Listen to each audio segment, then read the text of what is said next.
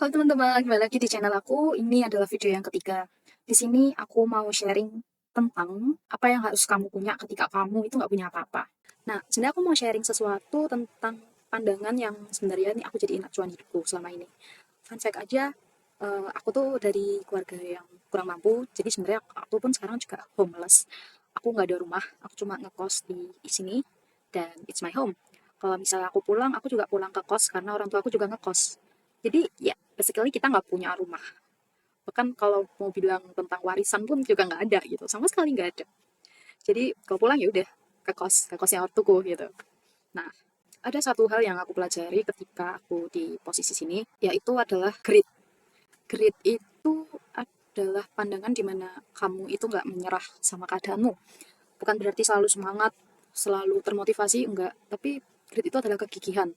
Ketika kamu nggak punya harta, ketika kamu nggak punya privilege, ketika kamu nggak punya networking dari orang tuamu, satu hal yang bisa kamu kembangkan di dalam dirimu adalah kegigihan, yaitu grit. Mungkin teman-teman bisa cari tahu sendiri grit itu apa, tapi aku suka banget sama konsep grit. Grit itu bukan berarti teman-teman harus jangan menyerah sampai teman-teman itu kehilangan dirinya masing-masing, enggak. Tapi grit itu adalah kegigihan. Teman-teman punya satu impian nih. Nah, kalian tahu kalian tuh nggak punya privilege untuk mencapai ke impian ini. Sebut aja impiannya misalnya ke luar negeri nih, ke luar negeri untuk sekolah. Nah, aku sebelumnya juga kepengen banget bisa kuliah di luar negeri gitu. Dan aku mencari tahu nih, cari tahu cara kuliah di luar negeri, and mau sebeasiswa apapun, LPDP sekalipun, of course kita bakal butuh duit.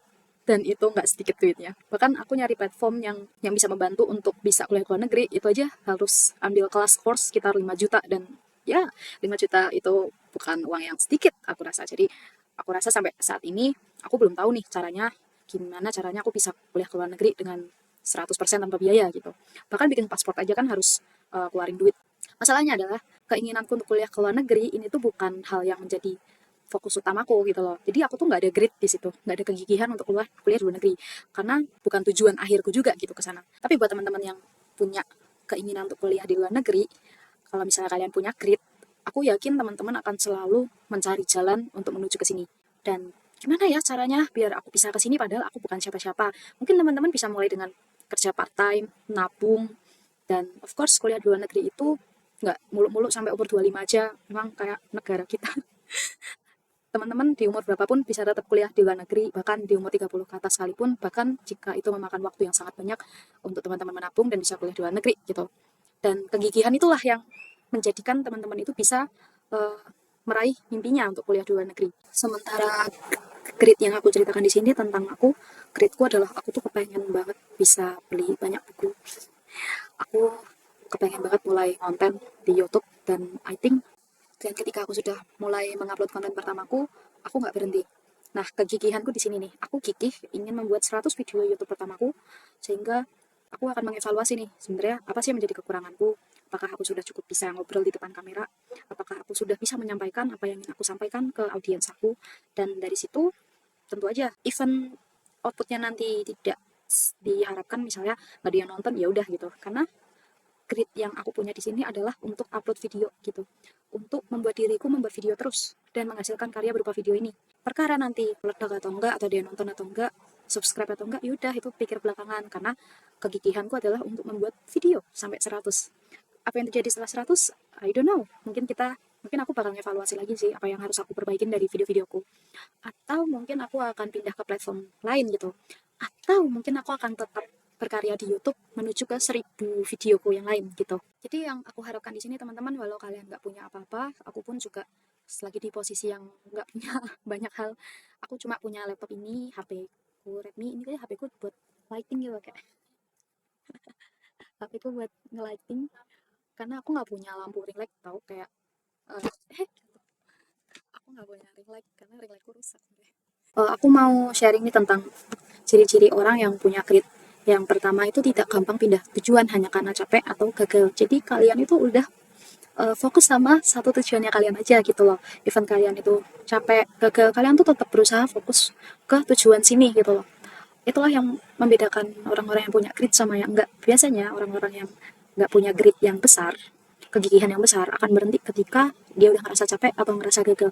Tapi orang yang punya grit yang besar, bahkan jika itu memakan waktu bertahun-tahun, dia akan tetap fokus di tujuan ini.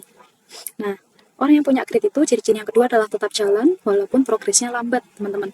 Yang penting apa? Tujuannya adalah ya tetap jalan, tetap berprogres walaupun progresnya tuh lambat banget. Bahkan aku akan berbicara tentang privileges. Orang-orang yang punya privilege mungkin akan mencapai garis finish duluan dengan naik mobil, sementara orang-orang yang nggak berprivileges, nggak punya privilege, mungkin mereka harus jalan tertatih-tatih, bahkan harus pincang-pincangan untuk sampai ke garis finish. Tapi yang ditekankan bukan tentang kamu naik apa, kamu sampai ke sana dengan apa. Yang ditekankan adalah kamu itu nyampe ke garis finish, udah gitu. Kamu tetap jalan, kamu nggak berhenti, kamu tetap nyampe ke garis finish. Even itu harus memakan waktu yang sangat banyak dan membutuhkan progres yang begitu lambat. Nggak ada yang terkejar di dunia ini. I mean, aku tahu kita semua pasti ngerasa harus terburu-buru dan harus lari dengan secepat-cepatnya. Tapi mungkin aku mau mengajak teman-teman untuk bisa lebih slow down lagi, tapi tidak berhenti. Selama teman-teman itu nggak berhenti untuk mencapai garis finish, kalian itu berarti punya grit yang sangat besar, seperti itu. Terus yang ketiga adalah kedisiplinan. Nah, di video sebelumnya aku bahas tentang disiplin dan mood. Orang yang punya grit itu pasti punya disiplin meski lagi nggak mood gitu. Jadi mereka itu tahu dan konsisten. Hari ini aku harus bikin video, hari ini aku harus ngerjain PR, hari ini aku harus bikin mind map, aku harus ngapain gitu. Teman-teman itu nggak cuma oh yaudah hari ini mood, besok enggak, hari ini mood, besok enggak. Coba belajar untuk pilih satu hal yang teman-teman tuh harus konsisten melakukan itu terus gitu. 2 hari sekali it's okay, setiap hari malah lebih baik lagi. Satu aja hal kecil, nggak perlu goals yang begitu besar. Misal sehari sekali teman-teman itu mau push up 10 kali. Lakuin terus dengan disiplin. Nanti kita lihat hasilnya 3 bulan ke depan. Aku yakin pasti teman-teman jadi punya progres di situ. Entah perasaannya lebih bahagia, entah rasanya lebih sehat. Terus orang yang punya ciri-ciri yang punya grit yang besar itu tuh lebih fokus ke proses yang panjang, bukan hasil yang instan. Jadi kita tuh fokusnya ke prosesnya teman-teman, bukan ke hasilnya pasti nanti gini-gini, aku akan sukses, aku akan berhasil. Well, it's okay ketika kalian punya pandangan seperti itu. Tapi yang aku tekankan di sini adalah kalian harus fokus sama proses panjangnya. Karena di dalam kehidupan tuh kita ada 3 masa, yaitu menabur, menunggu, dan menuai. Teman-teman tuh bisa menabur mimpi-mimpi teman-teman, kalian mau apa, kalian punya tujuan apa, kalian punya mimpi apa.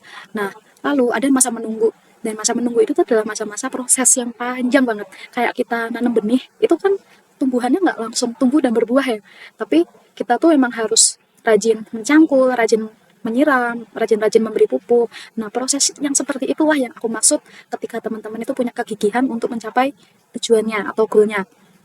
Itu tidak akan cepat. Of course itu akan menjadi proses yang panjang banget.